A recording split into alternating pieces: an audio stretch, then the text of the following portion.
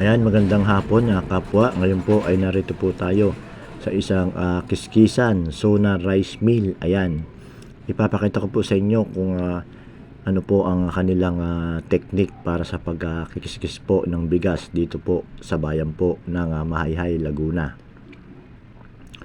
Ayan kapwa, ito po ay inaadyo muna nila sa taas at doon po ay sinasalin ang palay, at tapos po dito sa baba, dito po yon kinikiskis. Ayan, kung makikita nyo, dalawang tao dito, tatlo sa baba at isa po dun sa taas. Doon po nagsisilid. Ayan yung mga palay na nakaimbak. Ito po yung kanilang babayuhin. Ayan, meron pa po silang binilad sa karsada.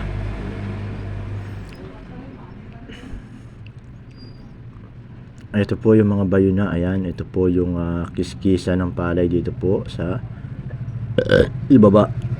Ayun, kung nakikita nyo sa taas, ayan, ibinubuno po yung palay.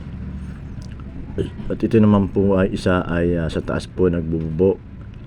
Ayan, nandito na po sa ibaba, sa sahod na po yung sako para doon po sa giniling na bigas. Ayan po, ayan, yung bigas po, ayan, napakaputi. Ayan po yung nanggaling sa itaas, nagiling na po siya.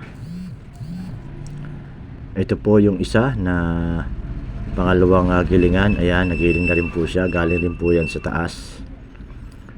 Ayan guys, huwag niyo pong kalimutan i-subscribe po ang aking channel, Raynilo Mix TV, at huwag niyo rin pong kalimutan pindutin ang notification bell para update po kayo sa aking mga video. Thank you guys.